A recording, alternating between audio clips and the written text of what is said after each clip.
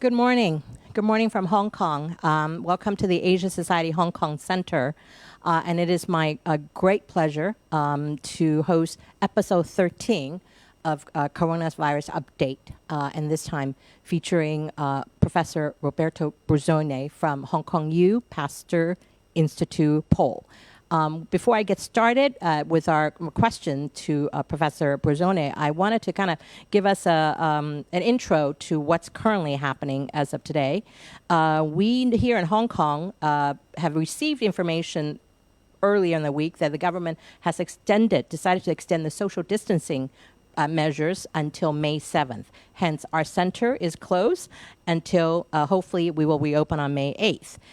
Currently, the global number, we have surpassed 2.5 million in terms of infected cases globally. And here in Hong Kong, we are slightly over 1,030. And earlier in this week, we actually one day had 0 cases here in Hong Kong. But still, the numbers is over 1,030.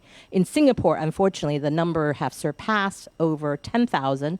And really is something that's kind of really skyrocketed this last couple of weeks. The circuit breaker in Singapore, the circuit breaker measure in Singapore, I understand has been extended by the government until June 1st. And then interestingly, oil prices in the U.S., the futures oil prices is now below 0, something that has never happened before. So somebody said oil is now cheaper than toilet paper.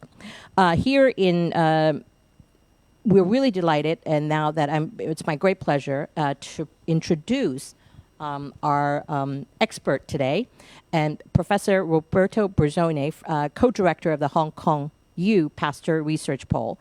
And Professor Bruzzone was born in Italy, but had done his medical work, early medical study in Rome, where he's from, and also has done his postdoctoral work University of Geneva and Harvard Medical School. He joined the Institut Pasteur in 1995, where he is a professor in the Department of Cell Biology and Infection. And in 2006, he moved to Hong Kong, and we're delighted that, actually, this is not the first time Asia Society Hong Kong has hosted Professor Bruzzone. We had the pleasure of hosting him in 2014 when we did a program on the 120th anniversary of Alexander Yeltsin's discovering of the plague here in Hong Kong in 1894. So we're really delighted to have Professor Bruzzone back to tell us more about what's happening with this global pandemic. And before we get started, Professor Bruzzone, can you give us an update on what are you looking at right now, and tell us more about the work you're doing at Hong Kong U-Pasteur Institute?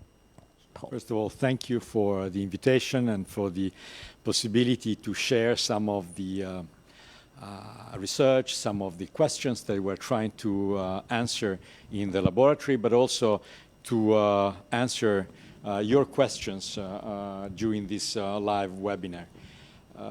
Hong Kong U-Pasteur Research Pole is a relatively small laboratory where there are 4 group leaders and a number of students and technicians that are working now really very, very hard to understand some of the basic aspects of the biology of the virus.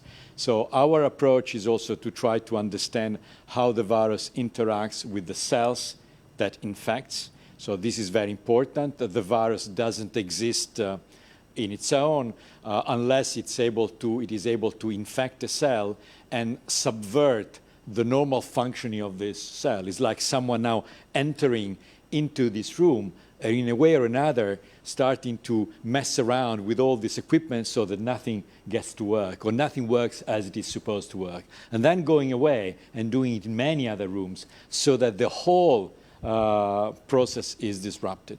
And we focus in particular on the immune response of to the virus. For example, what type of antibodies are produced by people who are infected? What are the best ways of tackling, of understanding how many people have been infected with the virus in Hong Kong and hopefully in collaboration in other parts of the world. And finally, also to understand how does the virus get out of the cell? one of the features, and I want to be very simple in explaining this, that this virus has different from the, say, SARS-CoV-1, the virus of the outbreak in 2003, is a particular feature in one of its protein, one of its components, that allows this virus to infect and be able to attack other cells more promptly than the first coronavirus. And this feature requires, can be studied in vitro in our cell system, and this is some of the things that we are trying to do at the moment. Researchers in China and the U.S. also found the virus that caused COVID can destroy T cells. And I first heard of T cells, I think, almost about 20 years ago, knowing Dr. David Ho, he was very interested in T cells because of the HIV. Of so can you tell us more about T cells? They were supposed to protect the body from harmful invaders. So, and recent studies have mentioned, the similarities between COVID-19 and HIV. Can you talk about the similarity and the differences and the role of T cell in this? So it would be, I think, premature to conclude that SARS coronavirus causes a disease similar to that induced by HIV. Many viruses, not just the coronavirus, cause what is called lymphopenia. That is a significant diminution of the number of T cells of these part of the so-called cellular-mediated immune response of the organism. So this is not unprecedented. And what we know for sure is that from experiments done by some of our colleagues, in particular, I mentioned a group in Guangzhou that, and in the United States, that T cells and one particular subset of those T cells seems to be extremely important in controlling disease induced by other coronaviruses. They use the so-called MERS coronavirus, the one that was isolated in the Middle East and then seems to come from camels to humans. So clearly this is important. It is a feature that needs to be understood because the balance in the immune response between a overreaction of the immune system, which seems to occur also in the most severe cases of this COVID-19 disease, and the depression of the immune system that may lead to energy and inability to react to the pathogen are worth a very thorough study.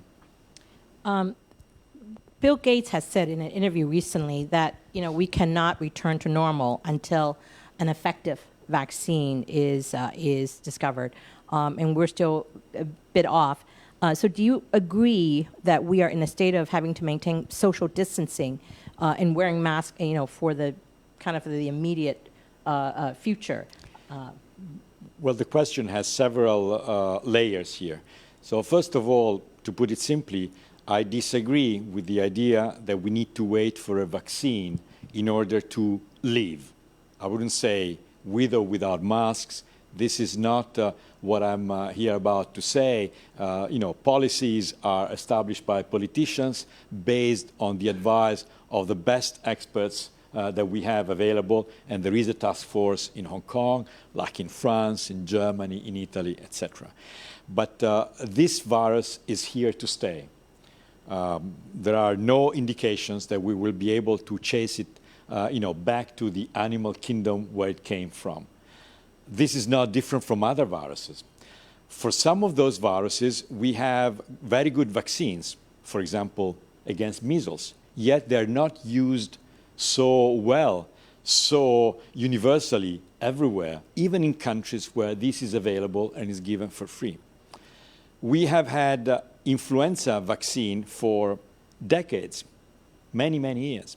Still, not everybody gets a vaccine shot, and even health personnel in Hong Kong, I wouldn't say they don't give the good example in terms of percentage of people who get vaccinated. So to imagine that we will have a first vaccine in humans against a coronavirus in a short period of time, and then this vaccine will be very effective, and that everybody will get vaccinated, and that will be the end of it, is a little bit wishful thinking to me. Well, it's really interesting because in your work and also here in Hong Kong, we've had SARS, and there's been I'm just listing SARS, MERS, H1N1, Ebola, Zika, swine flu. So this seems to be, the last 20 or 30 years, these are the terms. I'm a layman. I'm not a scientist like you. And these are the terms that I've lived with and heard about living here in Hong Kong and in New York. So basically, this is kind of par for the course. I mean, these are something that we all have to live with. And maybe sporadically, some of these diseases will come into being. And so we could see that your question, there is a positive and a negative. The negative is to say, well, we have more and more outbreaks of known or less known diseases caused by viruses or antimicrobial resistance that are causing difficulties to our life. The good thing is that there is a very robust research and public health system in many countries that is able to track those diseases, to identify them very early, and to contain or to plan measures to allow this containment. So this is not unprecedented, and the fact that there are other diseases causing harm doesn't mean that we have to be complacent and say, oh, well, this is another disease, it doesn't really matter.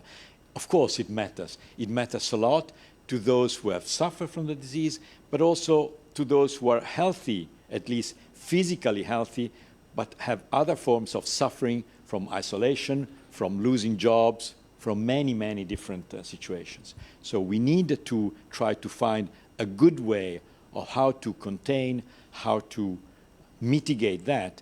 And since you mentioned before we started this streaming that also Professor Gabriel Lung was here before, the Dean of the Faculty of Medicine has said clearly that we have several knobs to control that, okay? So there is social distancing, there is the economy, there is border restrictions. We live in a society where these decisions are difficult, but we need to be able to accept through trust and to good advice that we cannot remain, locked into a room until we find a vaccine for this disease. More than 200,000 people die every year of influenza, and there is a disease. In some years, maybe 400,000, because the vaccine, which is not perfect, but yet is good. When the vaccine is not very good, because what we say there is a mismatch, so the vaccine is not optimal, there are many more deaths. In Hong Kong, in 2018, my colleague Ben Cowling stated in a published article that there were about 300 excess deaths due to influenza, perhaps up to 600, but 300 laboratory confirmed, just in Hong Kong. So we need to put everything in perspective and use all the knowledge that we have gained from previous outbreaks, from how the public health system and the society has been able to cope with it, to yes, perhaps keep social distancing, perhaps put the mask, but yes, leave. Well, that's important. You mentioned two of my favorite scientists, because Professor Cowling and Professor Leung. In fact, Professor Leung has said, this is a marathon, not a sprint. And in some ways, marathon to find the vaccine, but in terms of living with it, coping with it, I think we are in here for the long haul, but doesn't mean that we can't cope with it. I think in some ways these are something that I like society... the running analogy. I'm a runner myself. I'm not a marathoner. I'm a mid-distance runner. So I'd rather have 10Ks when I was really competing in that. And I would hope, that's only my hope, that instead of being a marathon, it certainly is not going to be a sprint, but perhaps it's going to be just a 10K, not a 40K. Let's hope so. That. Let's hope this so. Is just, layman hope. Okay? That's hope, because what's interesting is this morning on my way, I was watching the news coming over and catching a glimpse of Governor Cuomo's daily briefing, and he had that quote up. And so Professor Leung has been, he's now been quoted by Mayor de Blasio as well as Governor Cuomo. And then also now it's about his, another term that he has coined is the suppression and lift.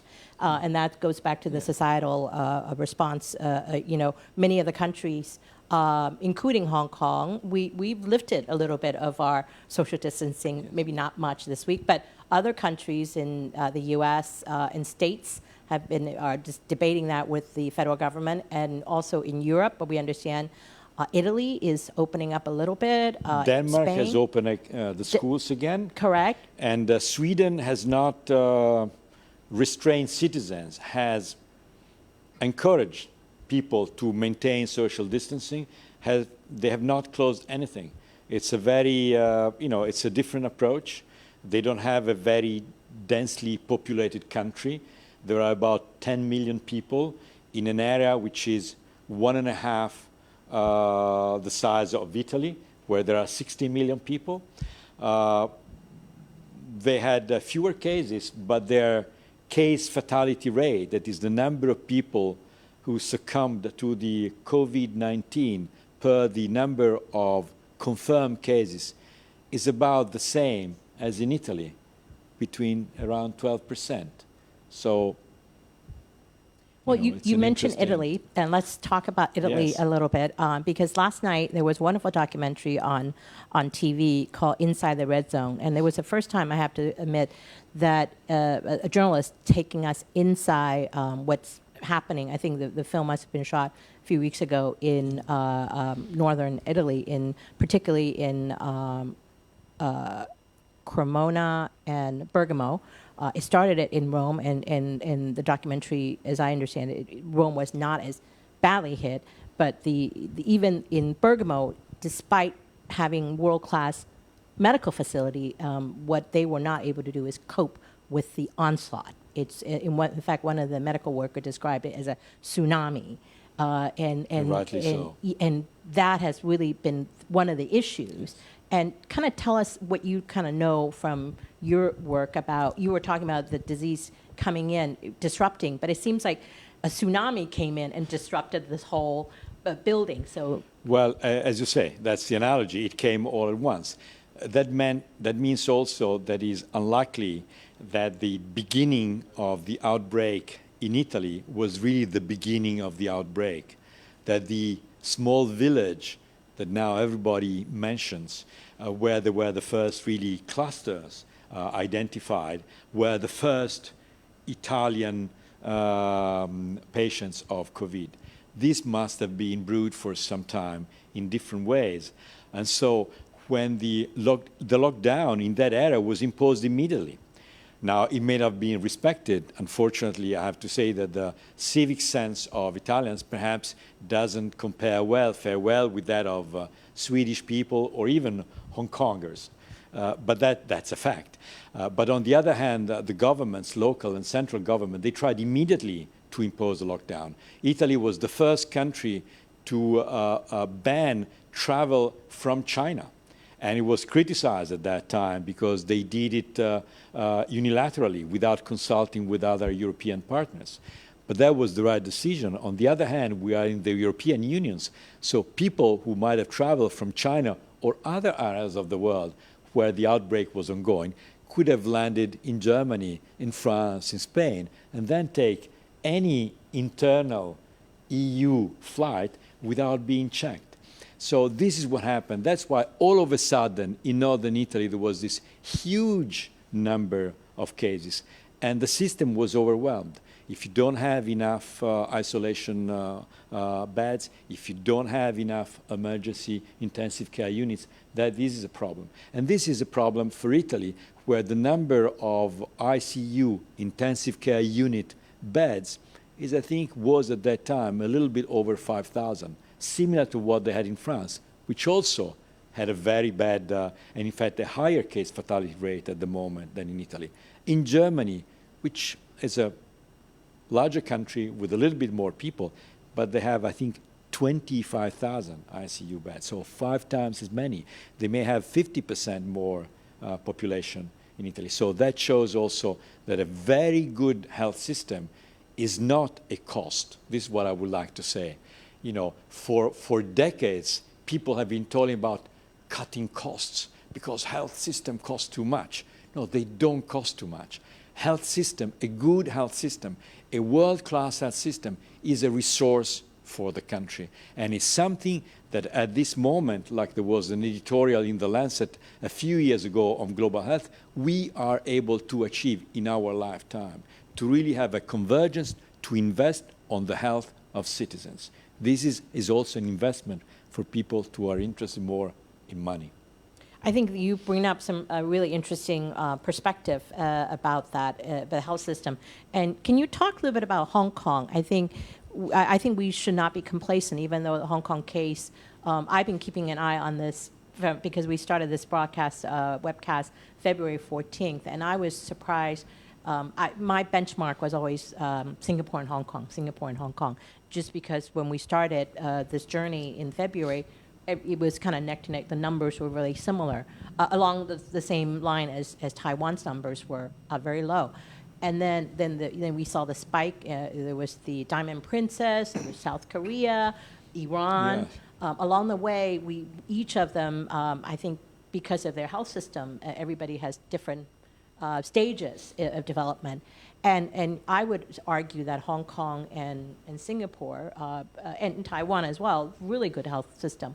But what happened between just in terms of Singapore and Hong Kong just last month in terms of the spike? Right now, Singapore is 10 times that of Hong Kong. And when they were only maybe 100 above us before, so that's not a health system. Well, that's more of a maybe practice, or I mean, they also went through SARS as well. I think that I know, having been here for 14 years, that COVID aside, there is always this little bit of competition, Hong Kong, Singapore, in many aspects of life, which is quite amusing, I would say. Well, I think and because nice the same see. size. And it's good, competition, it's good, improves. Yes, so it's a reference. They're 5 million, we're 7 million. I'm just using that as a reference. So I would say that, first of all, that Hong Kong has, of course, done it very well, and they know how to do it. There is world-class epidemiologists in Hong Kong.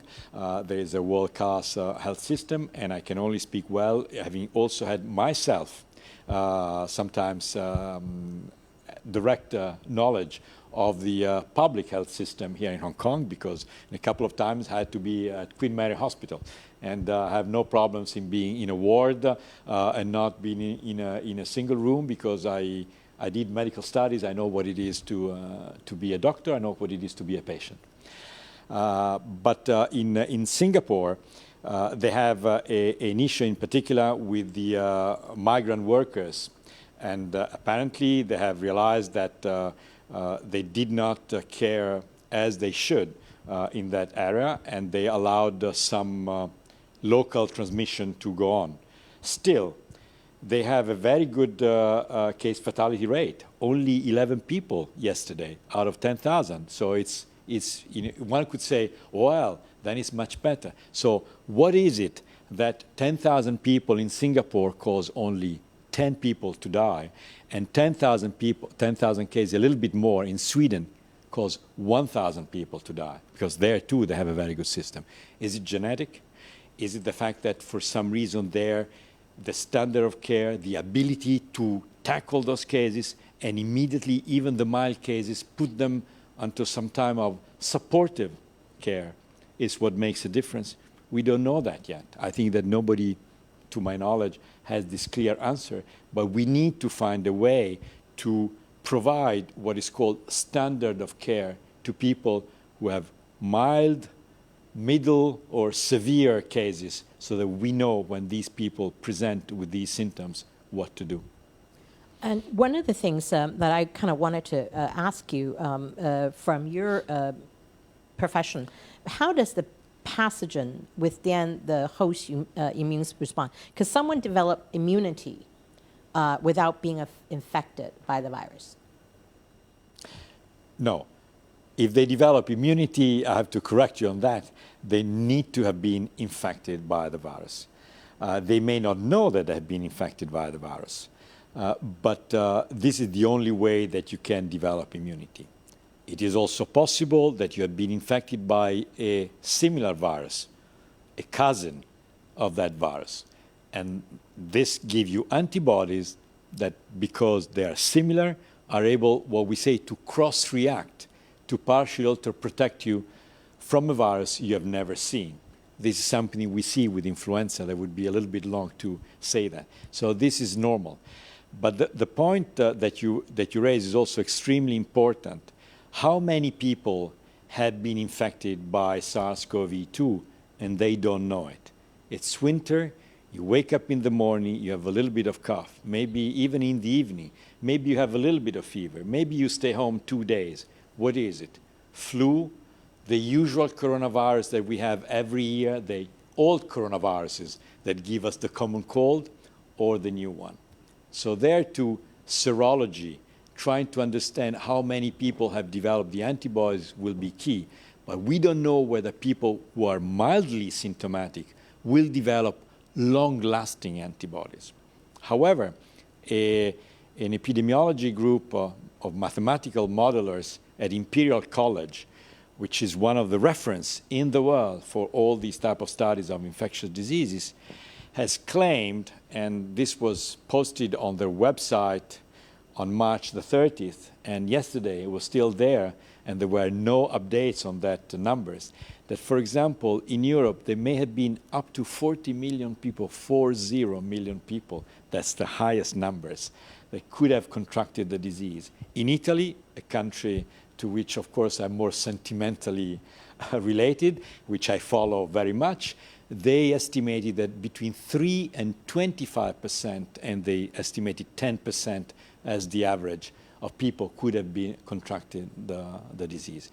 We don't know. This is a model. A model is as good as these assumptions are, and is the best thing that we have when we don't have other data.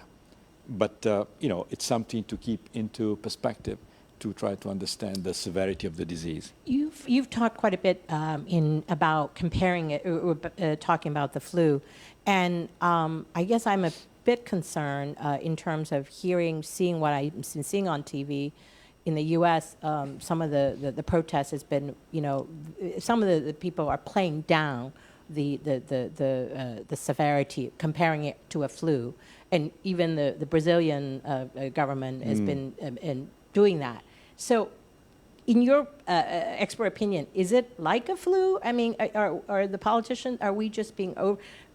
I have to confess, I might have been more sympathetic to that 2 months ago, sure. But having seen through just reading the news every day and the numbers, so the comparison with the flu. So clearly we cannot compare that. The comparison is that because it is a respiratory viral disease, because it happens in winter, because it's very contagious, because it changes its flavor from year to year, and we have to readjust the vaccine. So there are problems that we may face also with the coronavirus. The severe disease of coronavirus is clearly different. The exact percentage of the severe disease will be known later. However, because we have not seen this virus before, we cannot compare it now in 2020 to another respiratory virus. I would have been like you 2 months ago. This is clearly not the case. It's like a new pathogen that none of us has ever seen. So clearly we are a little bit at a loss of mounting an appropriate response to deal with this current threat. That may happen in the future with better drugs. Nobody talks about drugs. Mm-hmm. A drug that is able to reduce by, say, 20% the number of days that you spend in an intensive care unit. That is able to reduce by 20% the number of days you spend in a hospital. That will allow a system to be more prone and more reactive to other patients coming in. That may allow a better prognosis for people in ICUs or people in hospitalized. So these even small numbers, things that don't see, oh, it's only 20%, may be extremely important in saving lives. And we should really pay attention also to new drugs. There is, we hope, at the end of this week, or perhaps next week, in a couple of weeks, there will be the release of the first results of these trials in China. And I know someone that is at Oxford University who is collaborating and participating in these trials. And I'm sure that very soon we will know whether these trials have shown that this famous drug. No need to mention it now, otherwise, it's like advertising may be useful or not, but yes. The way you are mentioning about drugs is very important. Many of us, because for whatever ailment, as we get older, we need drugs to control hypertension, all sorts of other things. In fact, I think doing this, I have to say, maybe getting older, but also because of what's going on, reading everything. And one of the drugs that I heard, the one that I'm taking, losartan, at one time a few weeks ago was mentioned as a possibility as a drug that could help mitigate the symptoms and so on. So it seems to me, vaccine is one way. The drugs and a lot of the research are coming out of China about various drugs that they're testing. So but can you tell us more about that? But the drugs also, you need to be very careful that there are anecdotal effects of drugs that can be reported. Now, scientific journals are overwhelmed. There is a tsunami now of manuscripts, which is a much more benign tsunami, that are published in these so-called preprint archives that are not yet being peer-reviewed, but that allow you information to be shared, which is very good. But then also, there are a lot of uncontrolled effects that one should not trust. You mentioned aging. And this is very important. One of the things that we should not really put all our eggs in one basket, in the vaccine basket, is precisely because elderly people are less good at reacting to a vaccine. Their response to immunization is less good, is suboptimal. And this is precisely the age group that is more attacked by the COVID as by influenza and other disease. Even bacterial pneumonia is very severe. Hundreds of thousands of people die every year of bacterial pneumonia. Now let's talk about another area of research that I find fascinating.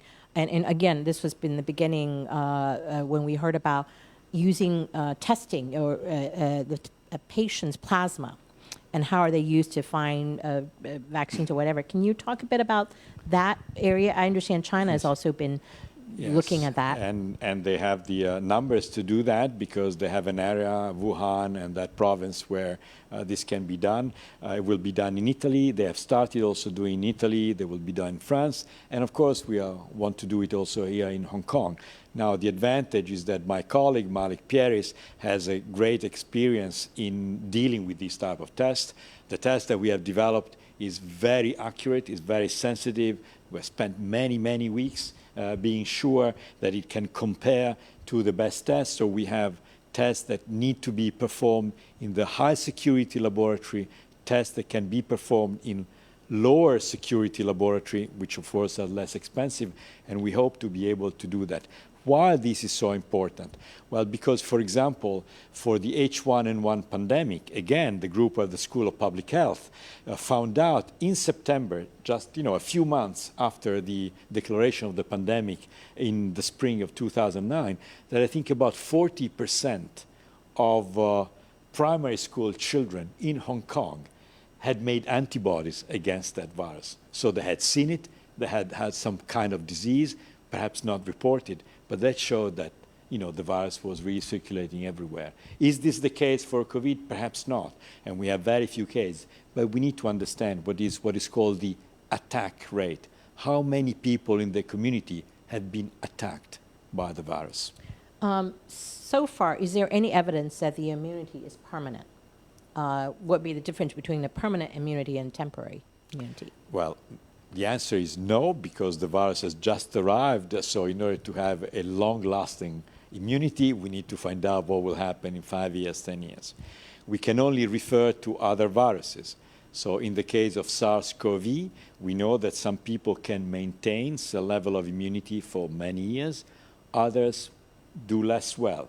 In the case of MERS, also, we see that the so-called humoral immunity, that is the antibodies that are produced to fight the virus, are short-lived. But that doesn't mean that there is no immune memory, because we also have cellular immunity. And in fact, my colleagues at HKU-Pasteur and the School of Public Health, they have been working with collaborators in Nigeria, where there are slaughterhouses for camels. Camels are eaten. And therefore, there is a high-risk group of people who are in contact with camels, which we know in Africa, they're all infected with the MERS coronavirus.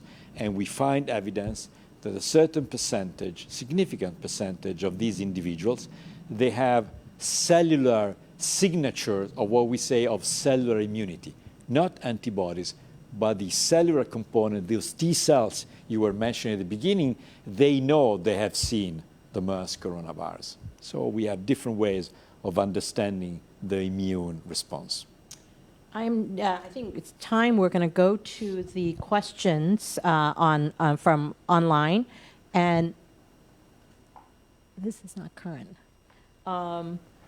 So right now, I think some of the questions from previous, some people have sent over the weekend, or over the last couple of days. This is a particular question that's interesting. There's some rumors online saying that dead bodies with COVID-19 is also infectious. Can you, is that something that Well, first of all, I didn't know with? about this rumor, but the virus can remain on certain surfaces for some time.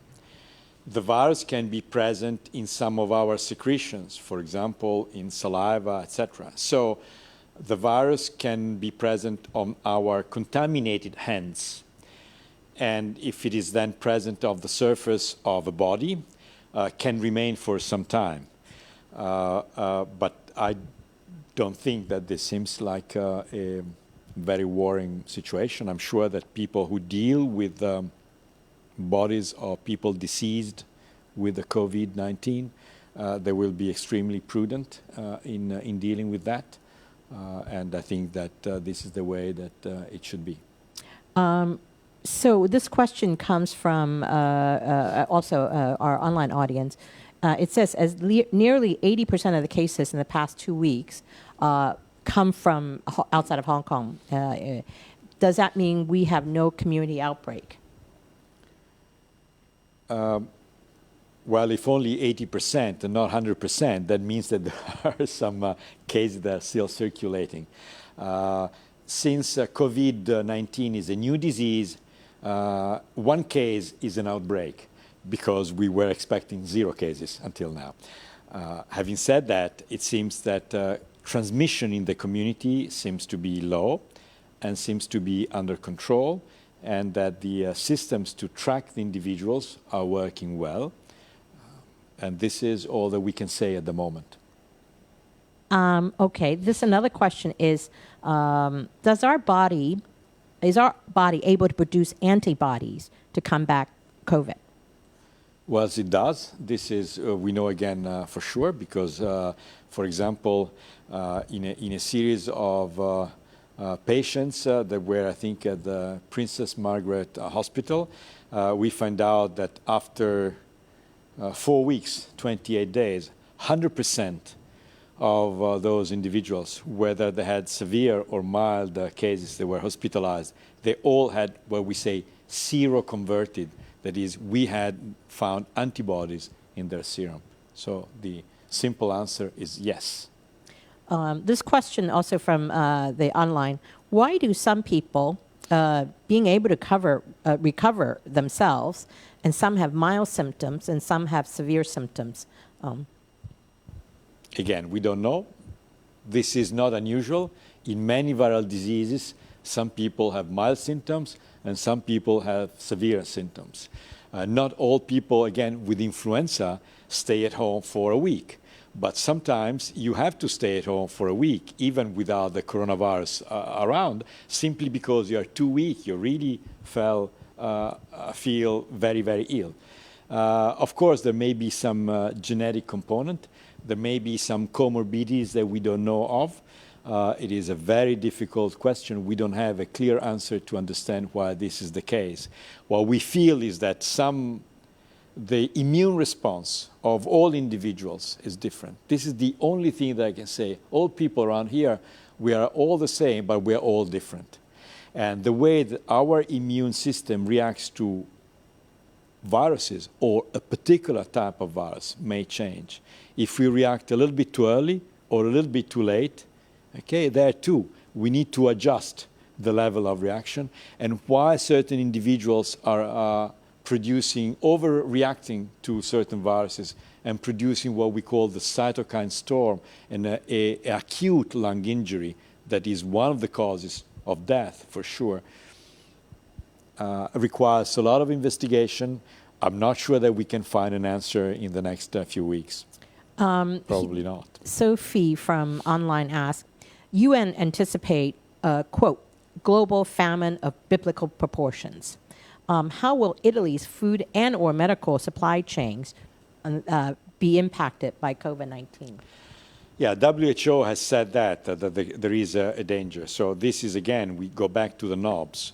If nobody works because you are in lockdown or because, to go to work, you need to work in teams, you need to be in an environment where you cannot directly, precisely contain and have social distancing. Then, of course, then you don't produce enough food, or you don't produce enough food for certain countries which are forced to import the food because they don't have their own. So this is an issue that needs to be considered. These are not just collateral, these are part of the response to the situation that we need to take into account. Economy is not just for the rich, it's for everybody. This question, how do we know if the situation in Hong Kong is under control? Well, this is a very political question, but from the medical point of view, I would say that right now the situation is under control. There are very few cases. It's very difficult for a virus that can give so many asymptomatic cases that can be transmitted before the patient becomes symptomatic, contrary to SARS-CoV-1. It's very difficult to get to 000 and for a long period of time. That may happen, of course, but then when you reopen borders, there will be other countries having that. So the logistics are very difficult. Control, it seems to be under control at the moment. This is what control is. I'm actually very happy we're here in Hong Kong and not elsewhere, because I think Yes. having gone through this the last couple of months, it is really a tribute to the government, tribute to the people of Hong Kong. We've been living under a lot of strain, and I know a lot of my colleagues with kids at home. Our school has been closed since Chinese New Year, and it looks like it's going to be closed until definitely May or maybe even June. So there's been a lot of hardship, and we've gone through it together. So this is really, but it's not time to be complacent either, as we see, examples of other places like Singapore or elsewhere who numbers, just because we think we're doing okay, things just spike up. But I want to ask you now, from your previous, you have been the scientific coordinator of surveillance and investigation of epidemics in Southeast Asia previously. So to what extent are you concerned? Are you still looking at that part of the world? And, with Ramadan coming up, I guess starting tomorrow for a month, I know many of the countries, particularly Indonesia, Malaysia, and also the Middle East, are going to have really drastic social distancing measures. So are you worried about, the clustering? We've heard religious clustering, for example, in Daegu and in Guam in Iran has been, those clustering that we saw a few months ago. Of course, religious congregations are places where people go to feel and share the same faith, and usually there are very human behavior that include also touching and being really close together, because that's what people with common faith try to have. But even in Iran, they had suspended prayers, Friday prayers, at least for some time. I don't know whether this is still ongoing. Surveillance in Southeast Asia, that was a project of the Pasteur network, because the Institut Pasteur has a network of international institutes and laboratories in many countries, and particularly very strong here in Asia, in Southeast Asia. And we did it for many years after the so-called avian flu scare of 2004, 2005, where, you know, there were these initial cases and very high fatality rate. So the point was really to introduce the technical ability to have a constant surveillance in community and in markets to find out what are the viruses that are circulating. When people are sick, why are they sick? What type of respiratory symptoms have? So we did it for several years, and that was quite successful. Obviously, it requires a lot of investment to keep going for many more years. And I'm sure that now my colleagues, in particular in Ho Chi Minh City, in other parts in Vietnam, and in Cambodia, and in Laos of the Pasteur network, they are now looking at that, and they are increasing and strengthening their work to survey areas where other spillovers, other potential source of contamination can occur. I'm really curious, really interested in the work of the Pasteur Institute. And in some ways, I want to give Pasteur Institute credit for starting this series when we started with Professor Cowling February 14th.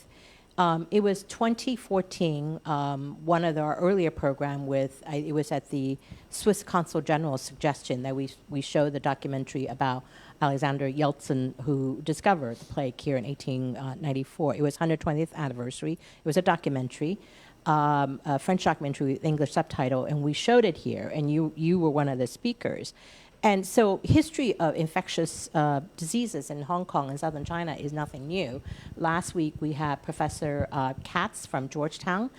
She actually looks into some of the history of global governance when it comes to infectious diseases. And I was surprised that it went back that long ago, over 100 years ago, because if you think about it, it's not just SARS that we first saw that. In terms of the infectious SARS here in Hong Kong, going back to the colonial era. So can you tell us more about the work of the Pasteur Institute? My understanding is now is you have 33 yes.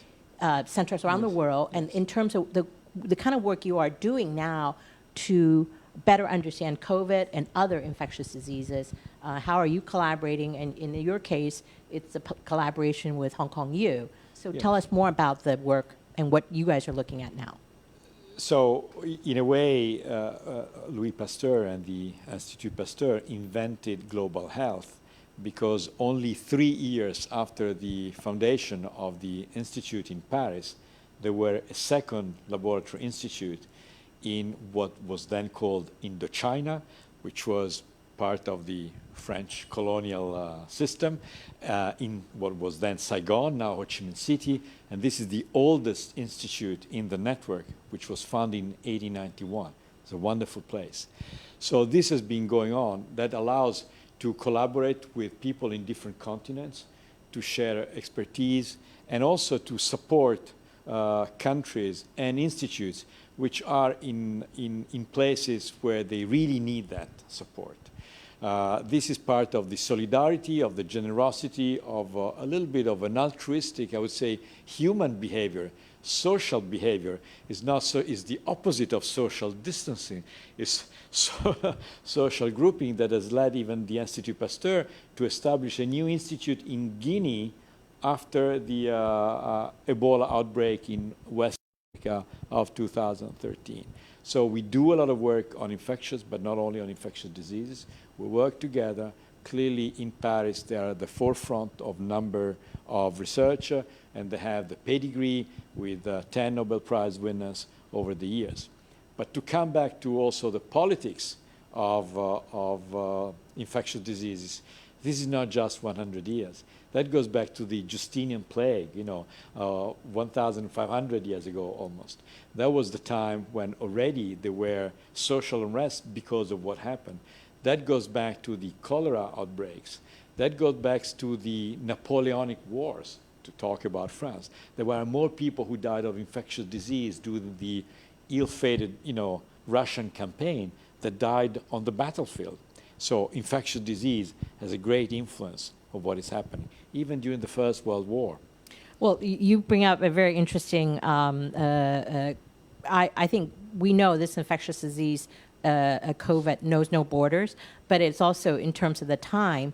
You talked about Pasteur, and now philanthropists, Bill Gates, have been spending money in the Chan Zuckerberg initiative. We hear a lot of philanthropists who are very interested, including Bloomberg himself, his funding of Hopkins, and including the Chan School, Harvard School of Public Health.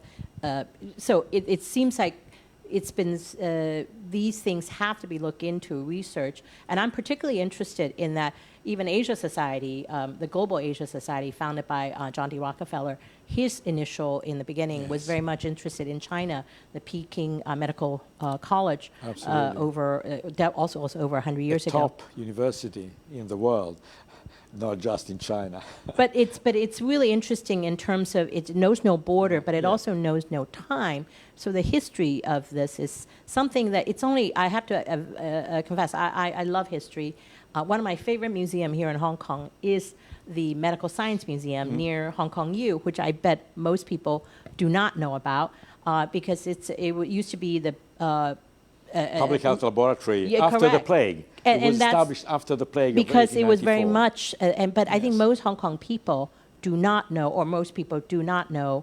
It's been now a museum since 1996, and the work they're doing, I find that maybe because I used to run a museum in Chinatown in New York, I think history teaches something, and maybe now because of this particular virus, we're looking at the Spanish flu, the comparison with the Spanish flu in 1916.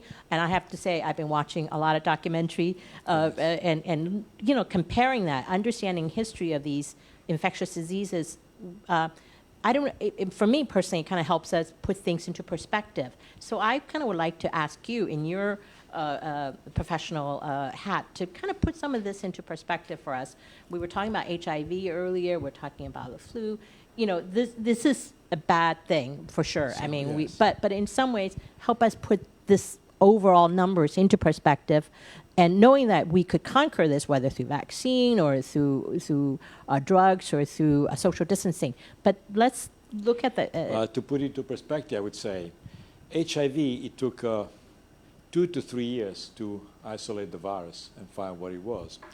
It took 13 additional years until, I think, 1996 to have a really effective therapy, the so-called 3 therapy, and we still don't have a vaccine.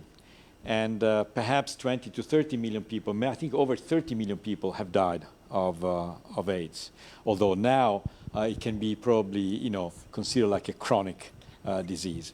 So to put this on perspective, we are reacting much faster now. We know much more now.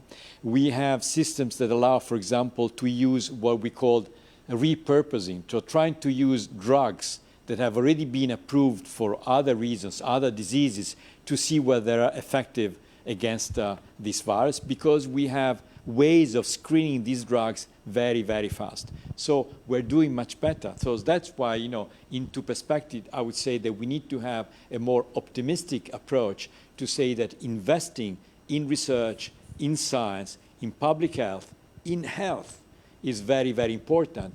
And if something positive may come out of that, is that we will be able to move on with a stronger health system, with a stronger society that values health of citizens to even more. We were having some difficulty, but we have a really interesting question that just came in for you. Initial outbreaks in Italy were linked to the migrants from Wenzhou. What is the link between Wenzhou migrants in France and initial infections in Italy? I don't know if you would know. This I wouldn't know. It's a very interesting question, because it tries to track the path, the journey of the virus, which had its initial outbreak from what we know in Wuhan, of course, and so it must have traveled Before, it used to travel in weeks, in years, through the Silk Road with ships, with traders, and now it travels much, much faster. Clearly, you know, Italy has the largest Chinese community in the European Union. And therefore, there is a lot of business in fashion, leather, textiles, etc. And so a lot of come and go. And so it is not surprising in a way that Italy was a country where this happened because of the ties, economic ties, commercial ties that we have with China, and because of the population that is there. A particular region is very difficult to know, but we know that a lot of people from regions that were at the center of the outbreak in China have relatives in Italy. That's a lot of immigration come from those provinces. Yes, I mean, that's how things go. Well, I know we're still looking at the costs of it, where the original come from, and I know there's been governors in the States wanting to sue China and all that. Yes. But maybe because lawyers have always something to do. Yes, of course. But I guess from my previous position when I was working in Chinatown in New York, it's always easy to blame migrants for some of the, this was no difference in New York around the time of the Spanish flu, when the soldiers return home from Europe. But it's always easy to, and even in the United States, President Trump has declared 60 days of no immigration coming into the United States. Yeah, so I think as you alluded to, I think we've always been traveling, and so it would be interesting to. Well, we bring the good and we bring the bad. We know that's a decoy. You want to divert attention, and then you say, it's him, it's her. Look at them. They are different from us. And probably they're not even very clean. Okay, so this is how it works. This is not different from my case I recently read on the cholera outbreak in the city of Hamburg at the end of the 19th century. It was exactly the same thing. The people, Hamburg was a very prosperous city with a very large middle class of burghers, traders, merchants, etc. And of course, the thing that they did immediately was to blame the low workers, the lowly workers that were in filthy places. Say, this is where it comes from. It's always their fault. But of course, it was the fault of a society that didn't understand the need of provide basic hygienic measures. They didn't understand that there were certain measures to be taken and not just think about trade, economy, and profit. And it's a very case study that led to a book being written on that shows that, again, there is always a contempt for people who you think are different from you.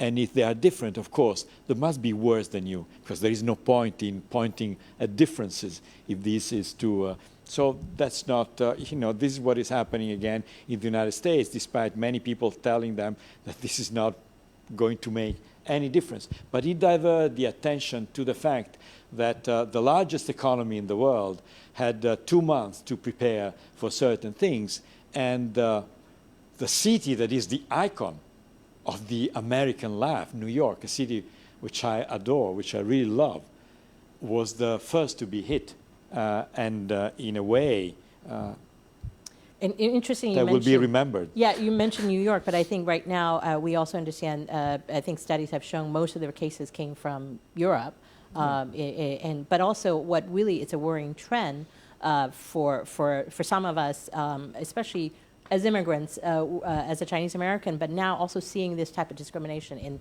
in parts of China as well. We definitely have heard cases in Guangzhou where African Americans are discriminated. Again, sure. This discrimination knows no boundaries. It's a global... So for us, we hope to shed light on some of these issues here, because it's very important that and this is one of the reasons this program, we started it, really is to listen from the experts so that we can counter the fake news and information that may not be 100% correct. But right now, I think another area that we also need to work on is really also maybe change perceptions. Discrimination in any form, whether it's East or West, against East or against West, is no help when we're trying to deal with this pandemic. It's as we've said it, we're all in this together. Yeah. And so I think I'm going to give you a last word. We're only a minute left.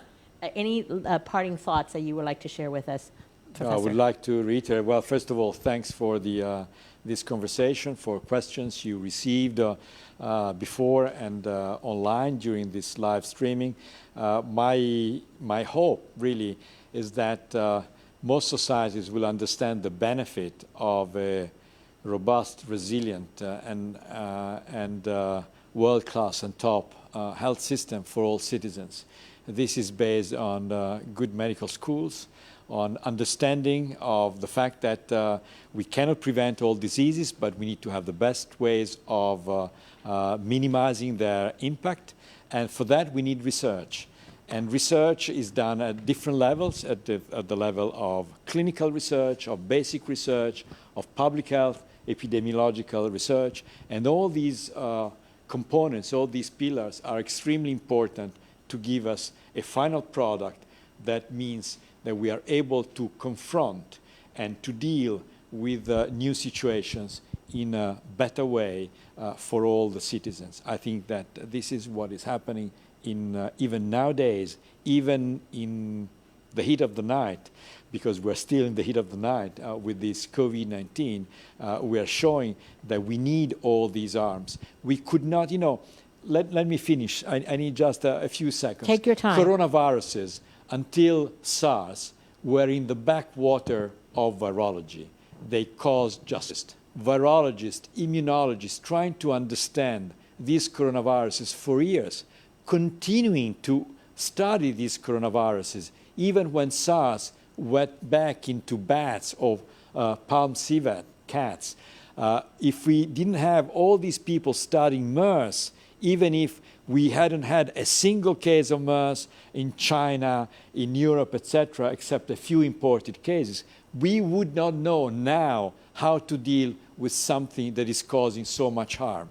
So to say that, for example, a project on coronavirus 10 years ago was not interesting in Hong Kong because we had no coronaviruses did not show a lot of foresight. We need to understand that basic research is basic because we cannot immediately know what will be the consequences long term, 50 years down the road. Now people talk about gene therapy everywhere. Well, gene therapy is possible because some people 60, 70 years ago started working with some bacteria and found out that these bacteria have some enzymes that could cut DNA at specific locations. Now we can cut DNA, we can put something different, we can link them together. Here we have a vector, we can have a gene therapy. Well, it didn't start because we wanted gene therapy. War or cancer has failed if you do that, what is started in the United States. We need to understand things and we need to nurture research in our universities, in our schools that give good citizens and good responsible behavior. Well, on that wonderful thought, Professor Roberto Bruzzone, thank you. I have been so, last year, when we saw what was happening with our universities here in Hong Kong, I was heartbroken like many people. But it has renewed working with, listening to professional and researcher and medical researchers like yourself, has really given me faith in humanity. And like you said, there is need to be a connection. It's not all of a sudden you want a vaccine, you'll get it. You need to have building technology, riding on the shoulders of other researchers and sharing information, the collaboration and transparency and openness, which I think Hong Kong has always been that place, and knowing our history, our colonial history as well as current history, that connectivity is what makes Hong Kong so great and so unique. Let's keep it. Let's keep it. And so I hope the students out there who are interested in coming to this field, or it would be, I'm really, really particularly proud of the Hong Kong University, the CUHK, just the entire medical profession in this town has done some wonderful work, yeoman's work. Without their dedication, we would not be as safe as we are. And whenever I see the news and Zooming with families and friends in the U.S., I count our blessings here in Hong Kong. And so it's not by accident that we are as safe as we are. So let's really applaud our researchers and the people on the front lines who have been, some of them have been giving their life to this COVID-19. So thank you, Professor Bruzzone. We look forward to welcome you back in better times or when we have other questions. We've always enjoyed having you and your colleagues with us. And here is a plug for our next actually, you're not, today was episode 12. I'm sorry, I got my numbers mixed up. Lucky episode 13, we're really excited that Asia Society Hong Kong will welcome Professor Peter Doherty, 96 Nobel Medicine Prize winner. He was studying nature of cellular immune defense. Yes. And Professor Doherty is up there in age, but he is going to be speaking to us from Melbourne. And my colleague, Philip Ivanov from our Swiss Center, will moderate that session. And it will be May 4th, 10:30 Hong Kong time. So we look forward to having you join us then. And in the meantime, stay safe and stay vigilant and stay healthy. And we look forward to welcoming you back. And again, thank you for being with us this morning.